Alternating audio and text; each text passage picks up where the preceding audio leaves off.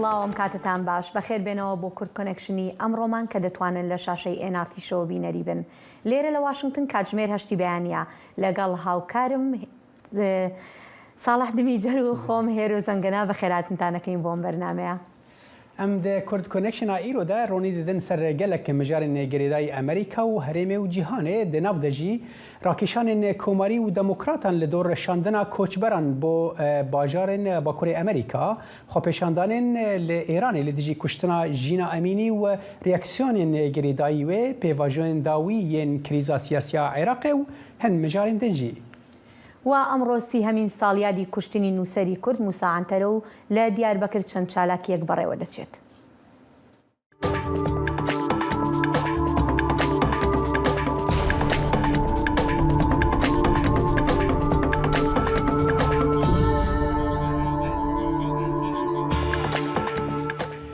شەرێ لەسەر سینۆرê باشوورê Amerîkayê li dor koçberiyê berdewam û vekolînek tawanbariyên hadê derbarê taktîkên hakemê Komariyê Floridayê de dibe ku ew li pişt şandina koçberan bo bajarên ku piraniya wan demokratin. Ev bajar çawa kar dikin da ku koçberan bi koçberan ra ji wan ra çavkaniyên pêwîst dabîn bikin. Dê demekê de ku mijara koçberan bûye mijareke siyasî di navbera her du partiyan de. Ji bo agahî bêhtir hevkarê me belên Salih bi me re ye dem baş belên agahiyên nû divê derbarê de çi ne?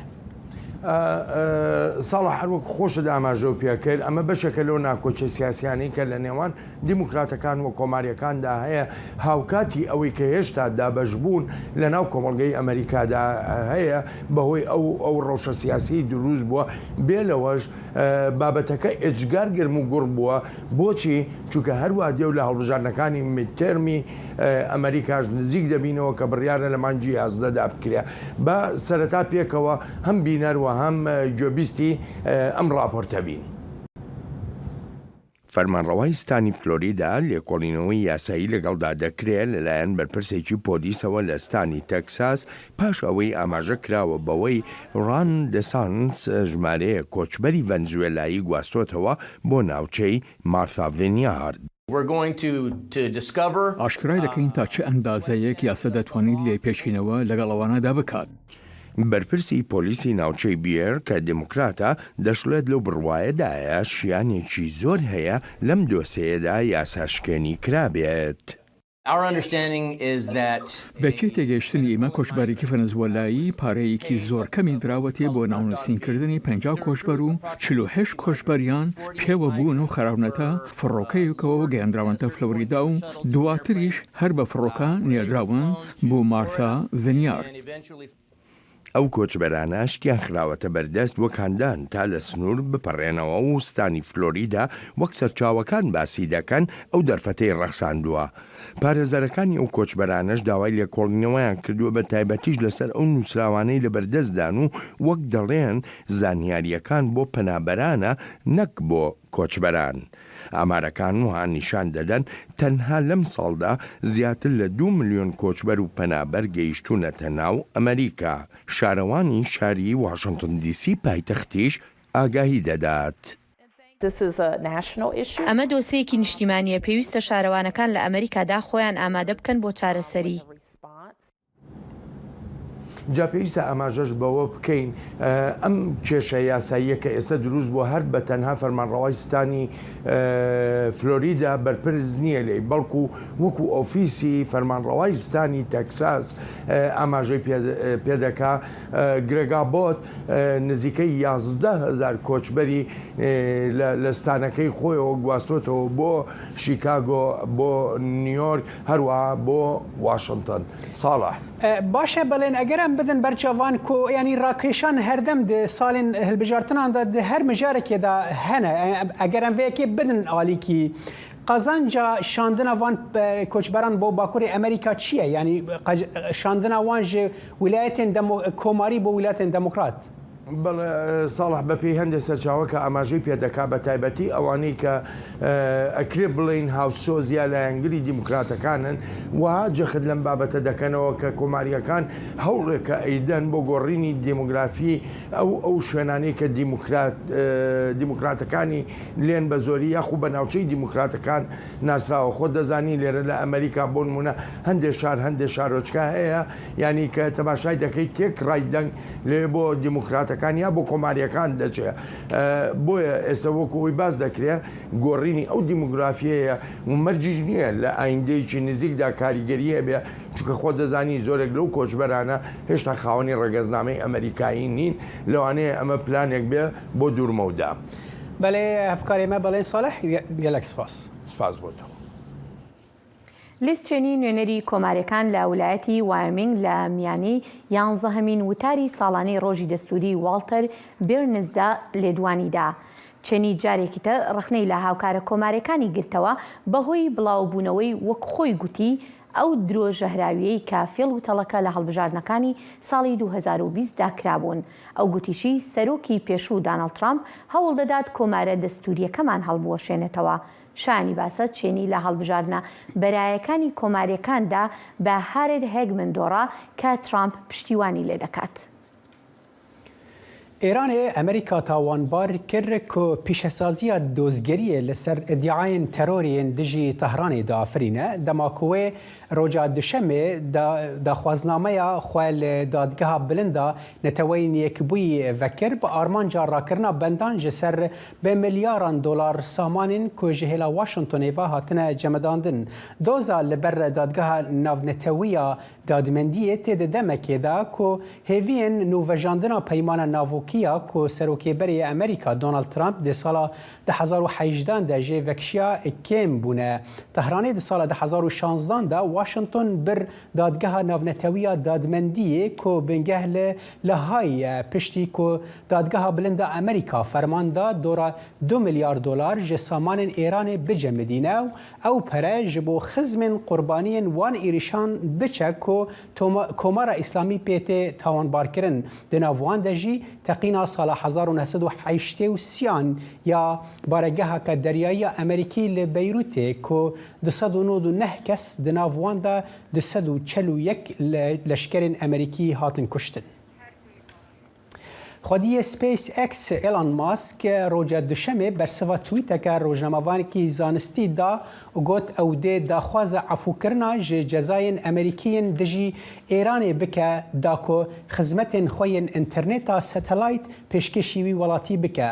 Musk berê ragihand ku xizmeta interneta satelayt Starlink li her parzemînê di nav de jî Antarktika hatiye peydakirin û kompanî plan dike ku heya 40,000 satelaytan bide destpêkirin da ku asta girêdana internetê zêde bike. Rojnamavanê zanistî Erfan Xasrayî ku ji binemaleke Îranî ye li ser Twitterê gotibû ku gihandina vê xizmetê bo Îranê dikare bibe guhertineke rastîna siberojê li Îranê û axaftina wî هیشت کو ماسک و برسوی بده. ستارلینکا کو د داویه سال 2020 ده دست پی کربو خدمت اینترنت به لزا بلند بکران را لدورین کو تورین بجایین نباشن دابین دکه. اف خدمت نافدار بو پشتی پیدا کرنا آنتن و مودمین جه ارتش اوکراینای را جبو باشتر کرنا شیان راگهاندنه ده شروعی به روسیه را. مەرگی ژینە ئەمینی کە پاش دەستگیرکردنی لەلایەن گەشتی ئیرشادیان پۆلیسی ئاکارەوە لە تاران بە بێهۆشی گەیەندرایە نەخۆشخانە و پاش 2 ڕۆژ گیانی لەدەستدا تووڕێیەکی زۆری لە نێو ئێران و لە دەرەوەی ئێرانیش دروست کردووە. بەپێی سەرچاوەکانی ناوخۆ و ڕێکخراوەکانی مافەکانی مرۆڤ پۆلیس گولەی ڕاستەقینەی دژ بە خۆپیشاندەران لە چەند شوێنێک بەکارهێناوە و تەنانەت کوژرا و برینداریش هەن. بۆ زانیاری زیاتر دەچینە لای هاوکارمان فەرهاد فەلاحی. فەرهاد ئەم کاتت باش دەمێ بزانم هاوکارمان فەرهاد گوێت لێمانە بەڵێ فەرهاد دەمێت سەرەتا پێمان بڵێیت هەواڵەکان لە ئێرانەوە چین زانیاری نوێ چی هەیە؟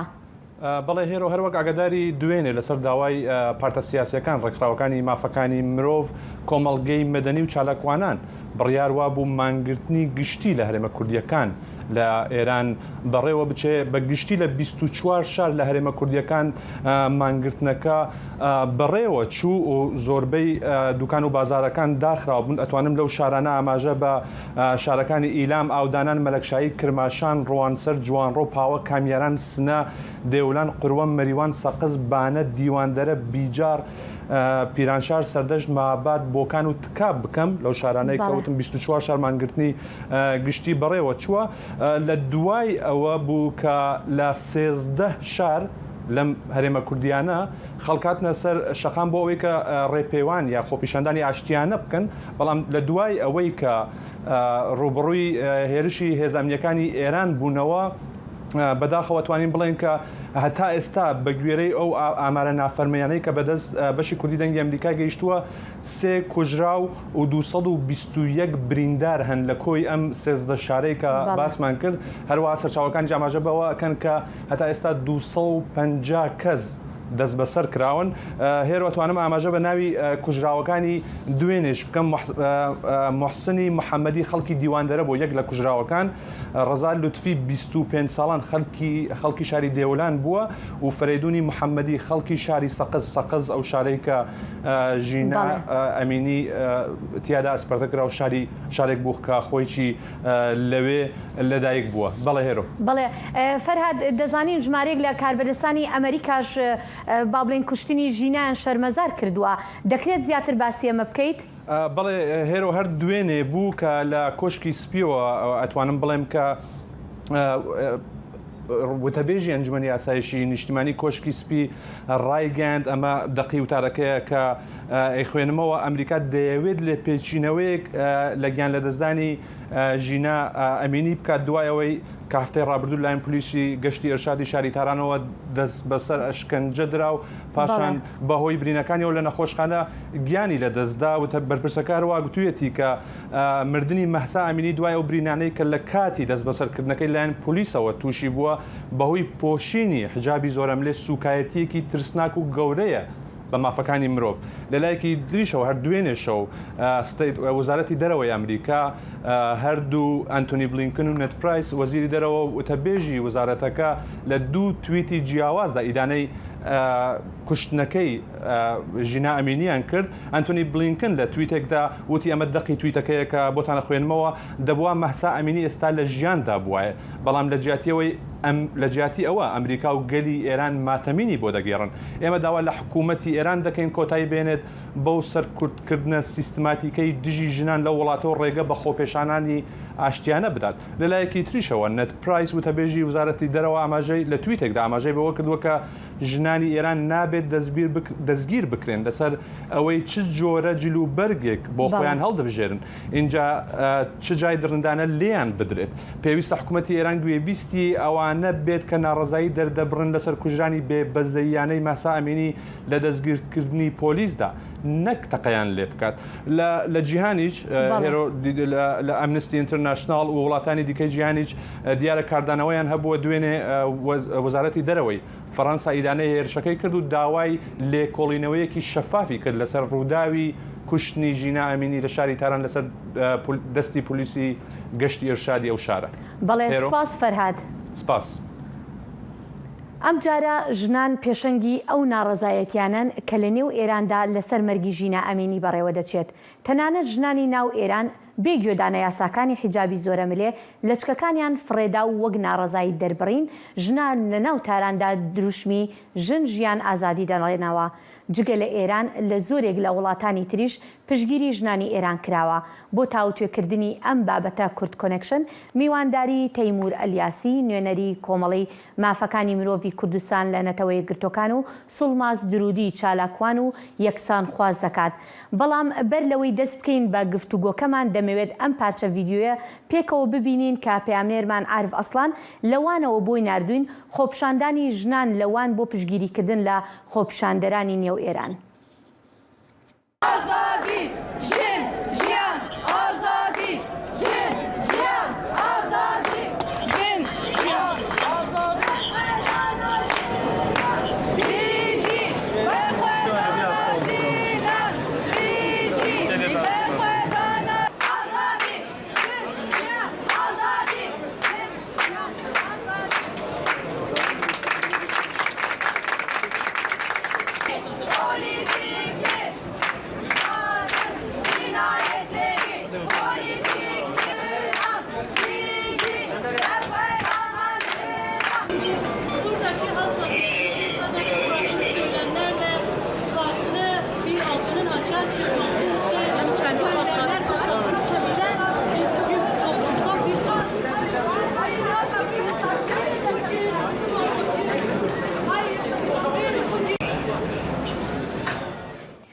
وەک ئاماژەم پێکرد ئەمە چەند دیمەنێکی خۆپشاندانی ژنان بوو بۆ ناڕزایی دەربڕین بەرامبەر بە مەرگی ژینە ئەمینی و پشتگیریکردن لە ژنانی ئێران.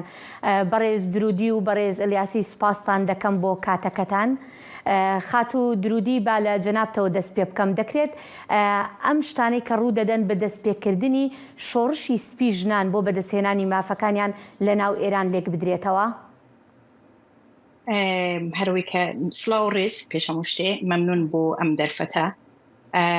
ئەگە مەبەستان هەر مەسەلەی لە چکلابردنە ئەو حجابی زۆرە ملەیە بەڵێ ئەتوانی باسی ئەوە بکەین.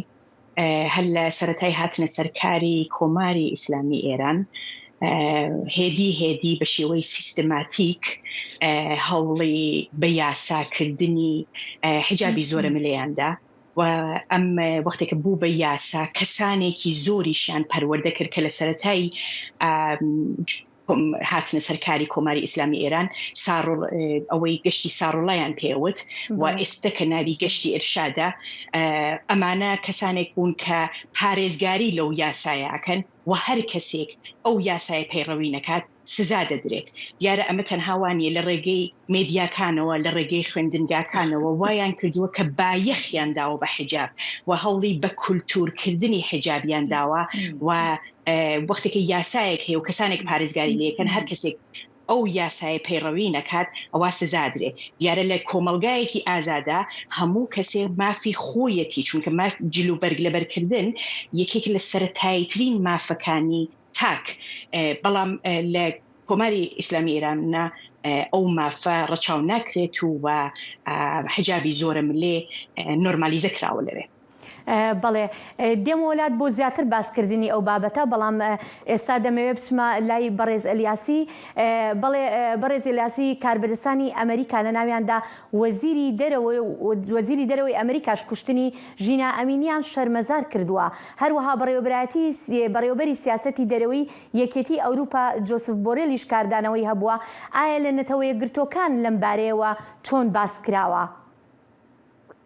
ڕێسەرتا زۆر سپاس سڵاو لە ئێوە لە میوان و بینانی بەڕێزی ڕادیۆدەنگی تەلەڤیزیۆنی کوردی ئەمریکا.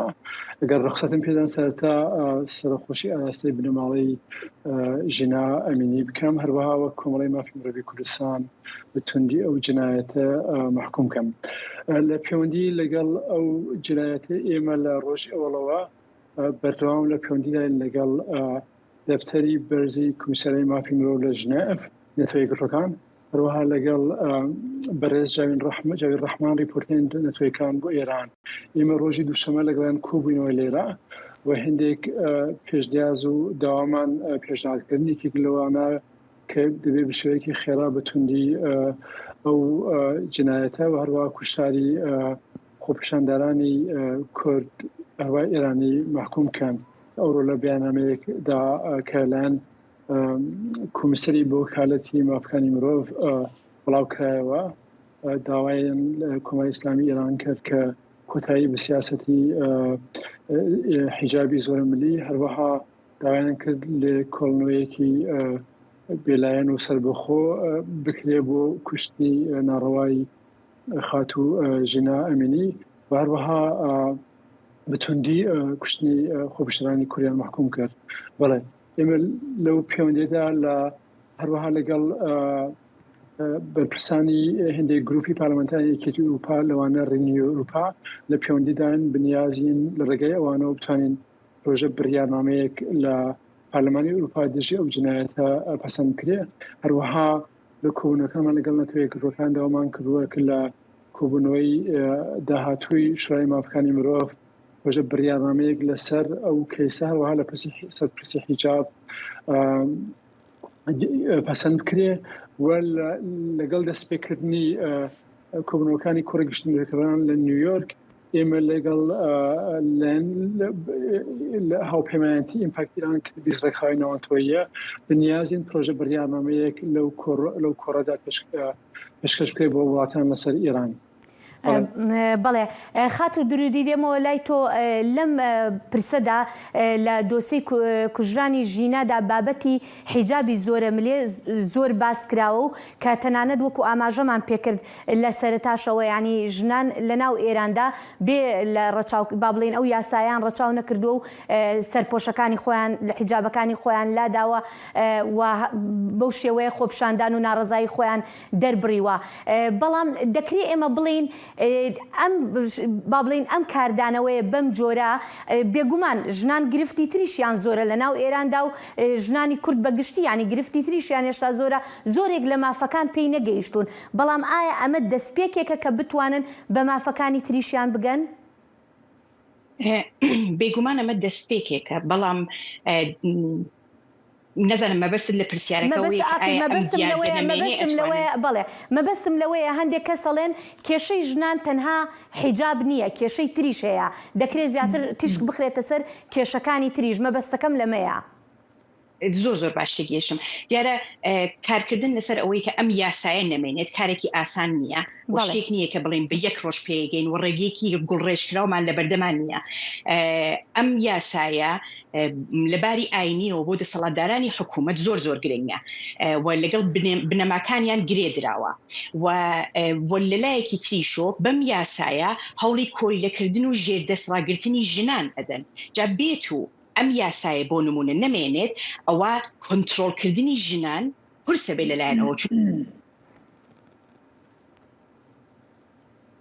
بەڵێ خات و درودی بەداخەوە دەنگی خات و درودی بڕا نازانین هۆکارەکەی چی بوو دەگەڕێمەوە لای بەڕێزیلیاسی هیوادارم تۆ لەگەڵماناما بێتی گوێت لە دەنگم بێت بەڵێ ئەگەر دەمەوێت ئەو پرسیارە بکەم باسمان لە کاردانەوەکان کرد بەرامبەر بەم کاری کۆماری ئیسلامی ئێران دەمەوێت بزانم ئەم کاردانەوە نێودەوڵەتیانە چەندێک گرنگی هەیە بۆ ئەوەی فشار بخرێتە سەر ئەو وڵاتە پێش وەڵامی ئەم پرسیارەتان پێم خۆشە نەزەری خۆم بۆچنی خۆم لە پێوەنی لەگەڵ پرسیاری پێشووتتان لە خات و وەڵام دەمەوانە دیارە سیاسەتی کۆماری ئیسلامی ئێران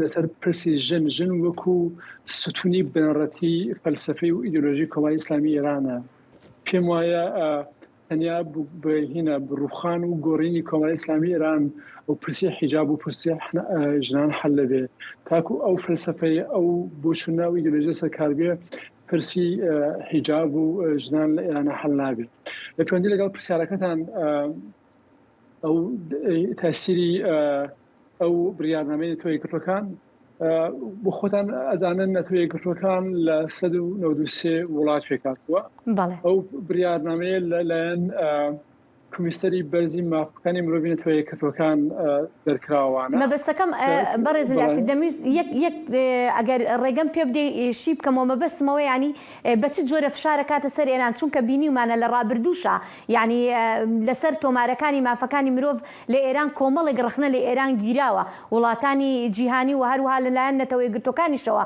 ڕخنەی لێ گیراوە مەبەستەکەم ئەوە بوو ڕاستیەکەی تاکو ئێرە ئەم نوع ڕاگەنراوانە زیاتر سمبولیکە زیاتر هاوسەزوی کۆمەلگای ناونەتەوەییە زیاتر مەشروعەتی خەباتی ڕەوای ژنان و پرسی کوردە لە کوردستانی ئێران بۆیە بۆ ئێمە زۆر گرنگە کە مەشروعەتی ناونەتەوەیی بۆ قەزەی کوردی لە کوردستانی ئێران لە ڕۆژهەڵات بدەست بێنین بۆیە بۆ ئێمە ئەو زیاتر وەکو سمبولیکە ڕاستی ئەگەرنا زۆر ئەو بریارنامەیە تەسیری ئیجرایی نییە یعنی هیچ لەم حاڵتەدا تەنیا ئێمە دەتوانین شتێک کاری لەسەر بکەین ئەوەیە ئەوانەی کە دەستیان بووە لە کوشتنی ژینا ئەمینی یا کوشتاری خۆپیشاندەران ئەوانە بخێنن لیستەی ڕەشەوە لە ڕێگەی و بریارنامانەوە لە هینە لە لیستی ڕەشی وڵاتانی ئەوروپا ئەمریکا هەروەها نەتەوەی گرتوەکان تا ئەو جێگایە ئێمە ئەتوانین تاسیری هەبێ ئەو بریارنامەیە بەڵێ خات و درودی دێمەوە لای تۆ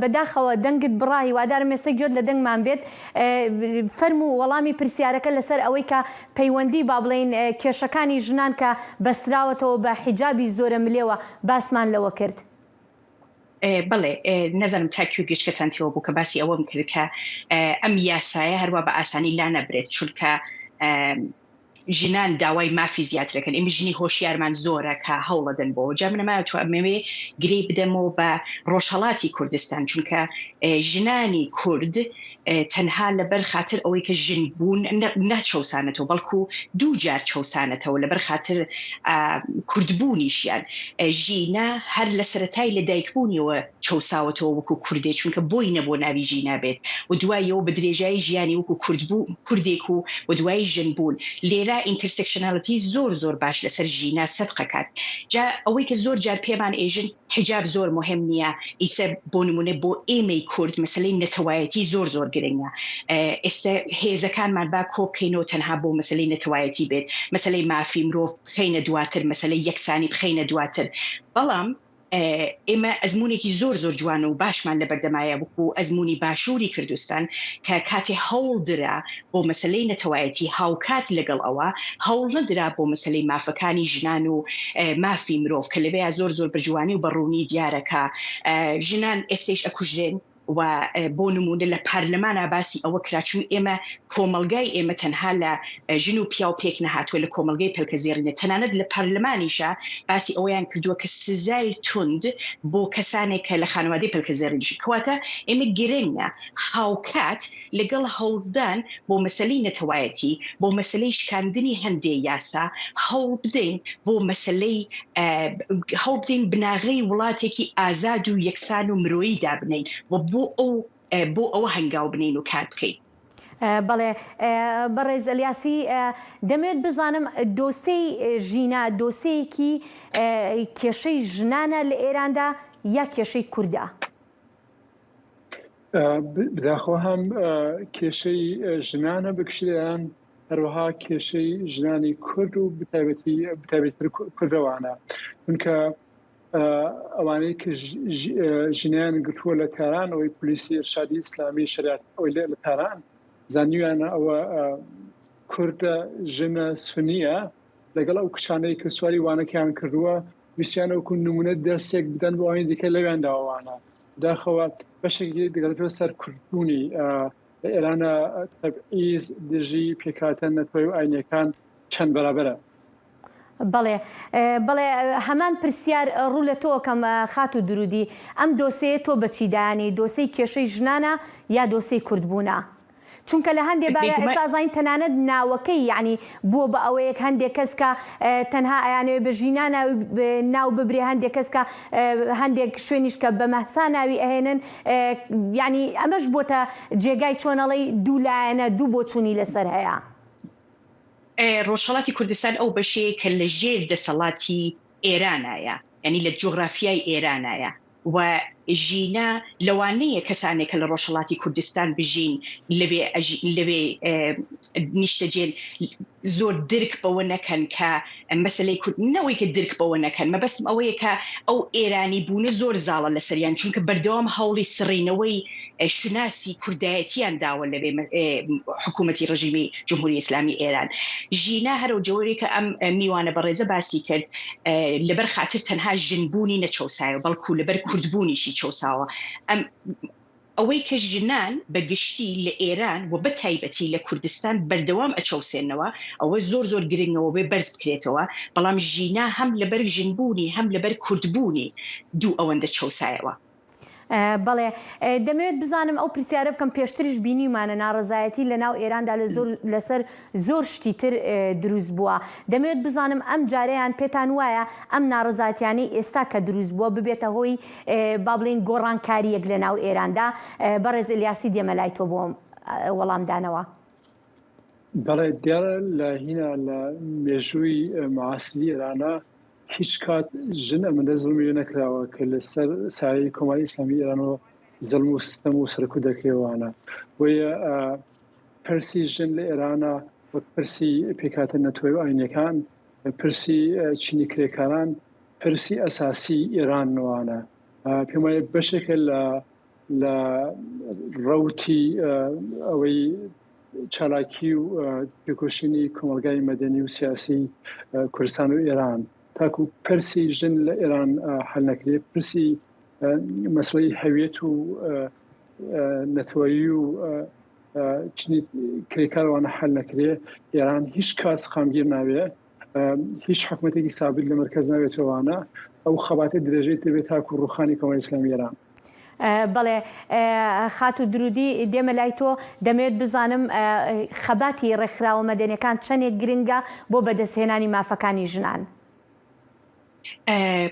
چالاکانی مەدەنی و خەباتی ڕێکخراوە مەدەنیەکان بێگومان ئەتوانێت کاریگەری هەبێت بەتایبەت چونکە چالاکانی مەدەنی وەکو بەشی پێشڕەوی کۆمەلگا ئەرکێکی قورسیان لەسەرشانە و بۆی کە بتوانن ڕۆشنبیری بگوازنن ناو کۆمەلگا مەسەلەی یەکسانی زۆر گرنگە لە ناو کۆمەلگا چونکە هەرو جۆرەی لە پرسیاری پێشوە ئاماژەم پێدا ئەیژم یەکسانی نایژم تەنها مەسەلەی ژنان چونکە کۆمەلگای ئێمە فرە ڕەنگە و لە خەڵکانی جۆرا و جۆر پێکاتە لە توێژی جۆرا و جۆر پێکاتە لە ژنان و پیاوان و ڕگەزی سێوم و ئەمە زۆر گرنگە کە چالاکانی مەدەنی بتوانن ڕۆشنبیری بگوازنەوە و ئەو چالاک مەدەنیانە بەتایبەت وا لە دەرەوەی وڵاتن بەتایبەت ئەوانەی وا لە ڕۆژ ئاواژی ئەتوانن لە ئەزمموی ڕۆژاواییەکان کەڵک وەربگرن چونکە وە تەنانەت بە شێوەی ئەکادمیک ئەتوانن بخوێن بۆی کە بتوانن ئەو دەستکەوتەی کە لە ڕۆژاوا بەدەست هاتووە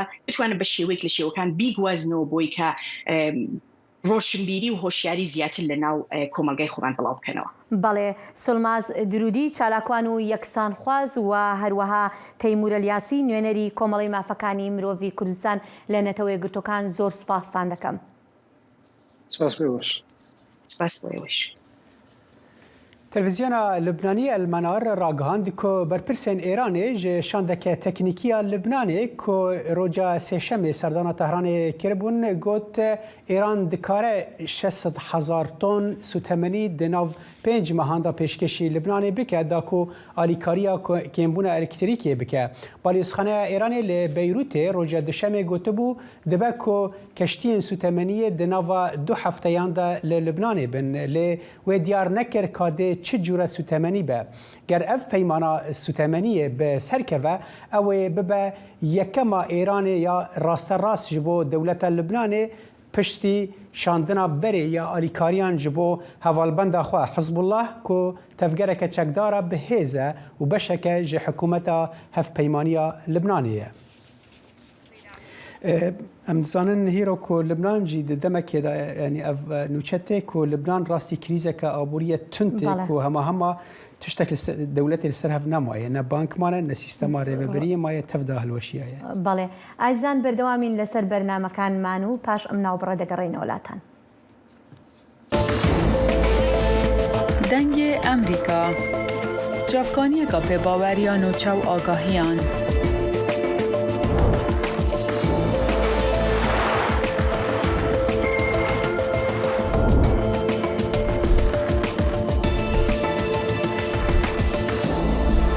برای مالپەر و پلاتفۆرمên میدیا civakîya dengê Amerîka bala xwe bidin pêzanîn û nûçeyên cîhanê.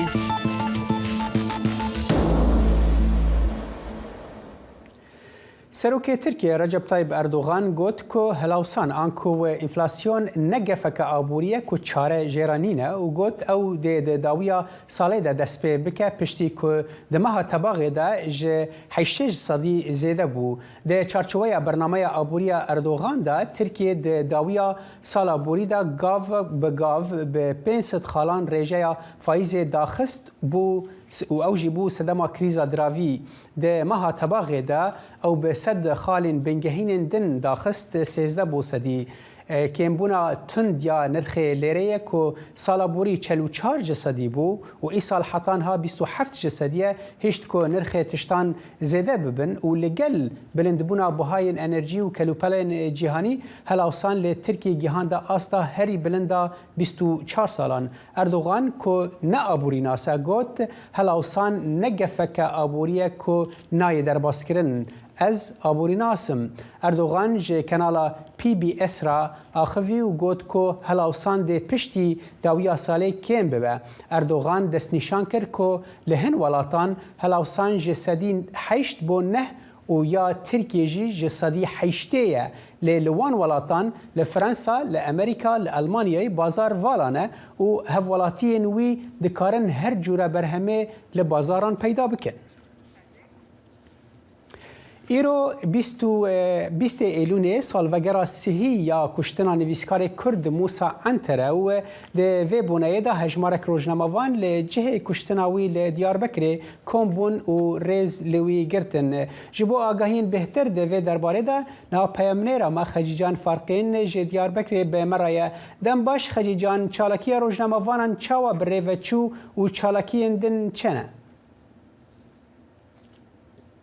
بله دم باش صالح چالاکی روزنامه‌دان دانست به لطخ سیران ستیجی که 30 سال در موسا عنتر هاتو کشتن دست بکر پیشی داخلینی اکدان و لوی در پایبت بالدان سر دوزا موسا عنتر کندزانن سبی رونشن داوی موسا عنتر دوزا موسا عنتر بریه شش روزان لانکره هاتو دیتن لی روشک آمتن روشک پشتی دوزه پشتی بیر آنینو پشتی سالوگره کشتناوی دمجارن اخافنه دا یا مجارن اخافنه شو سر و یک بو آنین زمان که حتی نارسی سالان هم مالبات هم جی کرد تایبت قدیل دوست موسا عنتر در کتنه لی دخوازون سر مجاره دما درش سر دوسته بگرن و پشتی و هنکیده دانین جیه که موسا عنتر هاتو بکشتن جیش بنداشی استن كل بدر كومبون حركات مستبين يقول سيلي كريم موسا عنتر اللي بدر بناحكريه لحوشة مالا خول بني دارا فيات شناري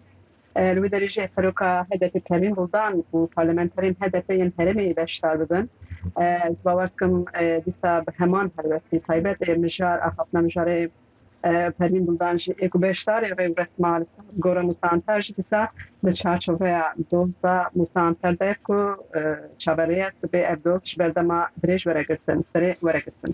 باشه خدیجان یعنی اگر هاتو اف دوز هات گرتن و دمه چل پیش ام ببیجن خودین موسا عنتر هيا كروي بتايبتي يعني وي تشاوا بك از باورم گوتبو كوي بگينا جم جهه بيوج آليه وي دادوري بگينا آستك سياسي لتركيا. بله شخوا مالباطا ويجي موسا عنتر بكسياتي خوشت ناس كرن مروفك الروكشندية لدهمان دميدا براختي جيجيانا خوا كرخان كريا جبوي دوست ومافا كردان مافا كردان كروي ديجلا عنتر پشتی محکمه عنتر دان ایواری چو سردان کمال کلشتر اولو و داره پری دوستی باوی خودشو که تون دزانم کمال کلشتر اولو دمکیه دست چلاکی هبدو حلال کرنه کریه یعنی دبید به لازم هم پیشی یه قصور هبدو بینن هبدو حلال کن هبدو اپو بکن داکو هم کربن رو فلیک نود دیروکا سیاست ترکیه ده بکن كل ديجا عن تاجي حتى بوريغو مادام كون بحث حلالية كان كرم كان أبوسا بابي منك وبسايكن سياسي حتى كشت إنها جيب همان الوقت فريتي قرتن أجر وندوسا موسا عنتر جبويني قرتن دالي حقوقي داشي وانتشتكي بكن كو حزارم دوسة بيرنجي هنا دوسا موسا عنتر نشانه وان دوزان أيام بيشنجي وان دوزا جيدكي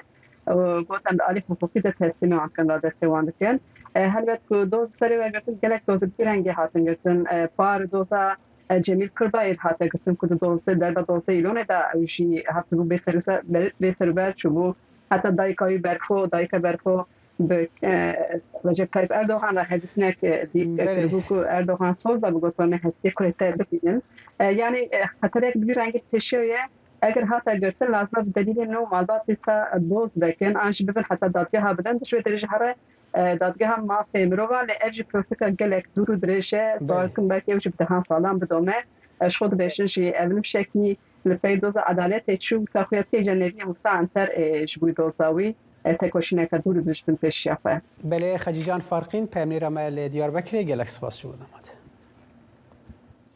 دەچینە عێراق و لەوێەوە پامنێرمان دڵشاد ئەنوەرمان لەگەڵدایە بۆ دوایین زانیاری لەسەر کێشەکانی ئەو وڵاتە بۆ پێکێنانی حکوومەتێک نزیکەی ساڵێک پاش هەڵبژاردن.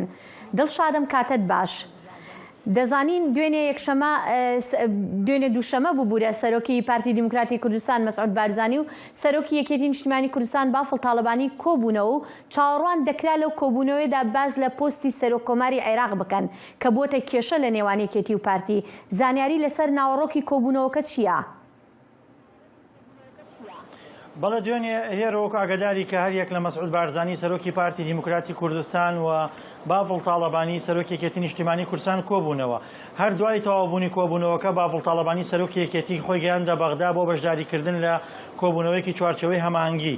بە پێی و زانیاریانەی کە دەست من کەوتووە باڤڵ تاڵەبانی لای قیادەکانی یەکێتی باسی لەوە کردووە کە لە کۆبوونەوەکەدا باس لەوە کراوە کە گرنگە کورد بە یەک تیم و پێکەوە بەشداری پرۆسی سیاسی لە عێراقا بکەن و ئەو درز و ناکۆکیی کە پێشتر لە نێوانیاندا هەبووە بۆ ئەم جارە وەلاینێن. و منە بە پێی و زانیاریانەی کە دەستمان کەوتووە پارتی دیموکراتی کوردستان پێی وایە پێکێنانی حکوومەتی داهاتووی عێراق ئاسان نییە و سەدر ناچێتە ژێرباری ڕازیبوون بە خواستەکانی چوارچەوەی هەماهەنگی. بۆیە ڕەنگە لەم ڕۆوە کەمێک ساردی هەبێ لە یەکلاییکردنەوەی گفتوگۆکردن لەسەر پۆستی سەرۆکۆماری عێراق. بە تایبەتی ئەمەوێ ئاماژە بۆ بکەم هەر ئەمڕۆ محەممەد شیاع سوودانی کاندیدی چوارچەوەی هەماهەنگی بۆ پێکێنانی حکوومەتی داهاتووی عێراق سەردانی پەرلەمانی عێراقی کرد بۆ گفتوگۆکردن لەگەڵ سەرۆکی فراکسیۆنەکان. هەر دوای سەردانەکەی محەممەد شیاع سوودانی بۆ پەرلەمانی عێراق سەرهێزی سەرایە سەلامی سەربەڕەوتی سەدر وێنەی خۆیان لە تۆڕە کۆمەڵایەتیەکان بڵاو کردەوە بە جلی سەربازی و بڵاویان کردبوو وەکو ئاماژەیەک بۆ ئەوەی کە یان وەکو ڕەدێک بۆ سەردانەکەی محەممەد شیاع سوودانی بۆ نێو پەرلەمانی عێراق و کۆبوونەوەی لەگەڵ سەرۆکی فراکسیۆنەکانی عێراقواتە. ئەمە ئەوە ئەگەیەنێکە هەر لەگەڵ چوونی محەممەد شیاع سوودانی بۆ نێو پەرلەمانی عێراق ئەوان وێنەی هێزیان بڵاو کردەوە. ئەمە ئاماژەیە بۆ ئەوەی کە سەدر چیتر ڕازی نابێت کە ئەو هەنگاوانی کە ئەوان دەستیان پێکردووە بۆ پێکێنانی حکوومەت ئەم دیسانەوە دۆخەکە ئاباتەوە بۆ بارگرژی. ڕەنگە هەر ئەمە بێ کە پارتی دیموکراتی کوردستان زانیاری هەبێەوە پێی وابێ کە تەشکیلکردنی حکوومەتی داهاتووی عێراق ئاسان نابێ. بەڵێ دڵشاد شاندێکی ئێرانی سەردانی عێراقی کردووە بۆ گەیاندنی پەیامی ئێرانیەکان سەرەتا چۆتە هەولێر و پاشانیش لەگەڵ سوننە و شیعەکانیش دانیشتووە. پەیامی ئەم شاندە چییە؟ شاندی ئێران بە بەردەوامی هاتوچووەکە لە بۆ عێراق و بە بەردەوامی لایەنە سیاسیەکانە بینین لەبەرەوەی عێراق و هەرێمی کوردستان بە قوڵایی استراتیژی وڵاتەکەیان دەبینین. دیارە ئەو وەفدەی کە جەنابەت ئاماژەی پێیەکەی کە هاتوۆتە هەولێر لەگەڵ مەسعود بارزانی سەرۆکی پارتی و دواتر هاتوۆتە سلێمانی باڤڵ تاڵەبانیان بینیوە پاشان ڕۆیشتون عەرەبی سوننە و شیعەکانیشان بینیوە. ئەوان هانی هەموو لایەنەکانیان داوە بۆ بەشداریکردن لە حکوومەتی داهاتووی عێراق و پێیان وا بووە گەر حکوومەت پێک نەهێنرێ ڕەنگە ئاڵۆزی جارێکی تر سەر کێشێتەوە بۆ عێراق. ئێرانەکان لەگەڵەوەدان بەشێک لە خواستەکانی سەدر جێبەجێ بکرێ و وای لێ بکرێ کە دۆخەکە نەباتەوە بۆ ئاڵۆزی. بۆیە بەڕوونی بە چی بە یەکێتی چی بە پارتی و چی بە عەرەبی سوننەشیان وتووە کە ئەگەر بەشداری نەکەن لە حکوومەتی داهاتووی عێراق یاخود بەمانایەکی تر گرفت دروست بکەنەوە عێراقەکەوێتە لێواری ئاڵۆزی و پریشکی ئەم ئاڵۆزیە هەموو لایەنەکان ئەگرێتەوە و تەنانەت بە زمانی هۆشداریش قسەیان لەگەڵ بەرپرسانی عەرەبی سوننە و هەندێک لایەنەکانی تریشا کردووە و باسییان لەوە کردووە کە چیتر ئەوان چاوەڕێ نابن و چوارچەوەی هەماهەنگی هانەدەن بۆ پێکێنانی حکوومەتی داهاتووی عێراق. بۆیە سەردانەکەیان هاندانی هەموو لایەنەکان بووە بۆ پەلەکردن لە پێکێنانی حکوومەت لە دوای کۆتایی هاتنی چلەی ئیمام حوسێن لە عێراقا. بەڵێ دڵشاد ئەنوەر سوپاس.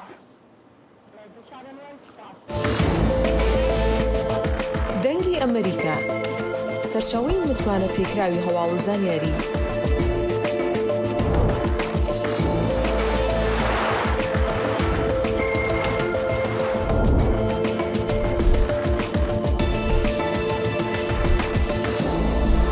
لە ماڵپەڕ و تۆڕە کۆمەڵایەتیەکانی دەنگی ئەمریکاوە ئاگاداری هەواڵ و گۆڕانکاریەکانی جیهان بە.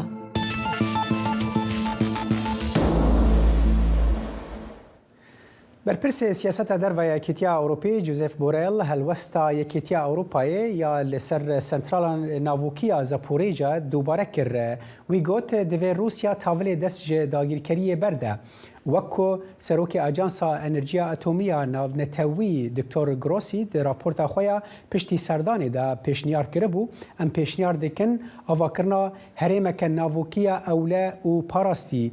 جوزێف بۆرێل ئەف داخویانی لە نەتەوەین یەکبوویدا بەری کۆمبوونا گشتیە نەتەوەین یەکبووی داویە vê hefteyê. بۆرێل دیار کرد ku نیازا یەکێتیا ئەوروپی ئەوە سۆزێ بدە وڵاتên ku ketine bin bandora birçîbûnê. بۆرێل got ez bixwe li Mozambîqê bûm, ez li Somalê bûm, ew ne Ukraynayê ye. Hûn dizanin Somal و پرسگریکا افریقای جی او گوهرینا کشو هوای هری مزنه کو باندوره لست هزاران دکه از لور بوم دا کو نشان بدم ام پشتگیری ددنوان. پاش 2 ساڵ لە خۆپارێزی بەهۆی پەتای کۆرۆنا و ئەنجام نەدانی کۆبوونەوەی ڕاستەوخۆ لە نەتەوە یەکگرتوەکان لەم هەفتەیەدا بەشێکی زۆری سەرکردەکانی جیهان لە نیویۆرک کۆ دەبنەوە بۆ کۆبوونەوەی ئەنجومەنی گشتی نەتەوە یەکگرتوەکان. سەرکردەکانی جیهان لەم هەفتەیەدا لە نیویۆرک کۆ دەبنەوە بۆ کۆبوونەوەی گشتی نەتەوە یەکگرتوەکان کە بەهۆی کۆڤید-19 لە 2 ساڵی ڕابردوودا ڕێگە درابوو بە سەرکردەکان جیهان وتاری ڤیدیۆی پێشکەشکەن بەڵام ئەم ساڵ لە نیویۆرک کۆ دەبنەوە. ئەوە لە کۆتاییدا بۆ مانایەیە کە ژمارەیەک لە سەرۆکی دەوڵەتان و سەرۆکی حکوومەتەکان لە سەرانسەری جیهاندا دێنە نیویۆرک و سەردانی نەتەوە یەکگرتوەکان دەکەن و پێکەوە کۆ دەبنەوە. هەروەها پێشکەشکردنی وەتار لە دانیشتنی پلێنومی کۆبوونەوەی گشتیدا. یەک لەو بابەتە هەنووکەیانەی ڕوبەڕووی جیهان بۆتەوە ئەو گۆڕانکاریانەیە کە لە کەشوهەوا کەوتونەتەوە. وتە بێژەکە باز لە سەردانی ئەم دوایی سکرتێری گشتی دەکات بۆ پاکستان بەسەرکردنەوەی لافاوە گەورەکەی ئەوێ کە زیانێکی زۆری بە وڵاتە گەیاندووە.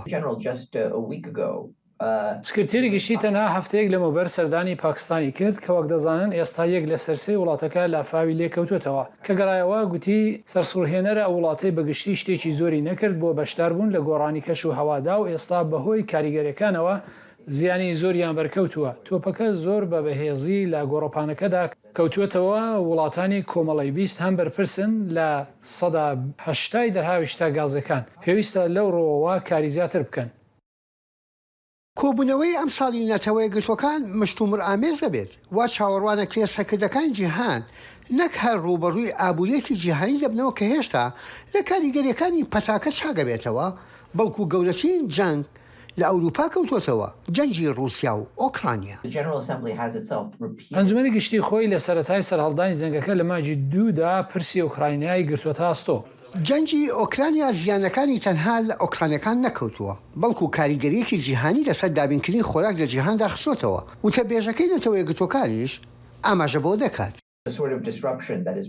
ئەو جۆرە پسڕانەیە کە بەهۆی شەڕی ئۆکرایناوە دروست بووە لەوانە نەک تەنها شەڕەکە بەڵکو و دابینکردنی خۆراک و چیمەنتۆ وەک نمونەیەک لە سەرتاسەری جیهاندا.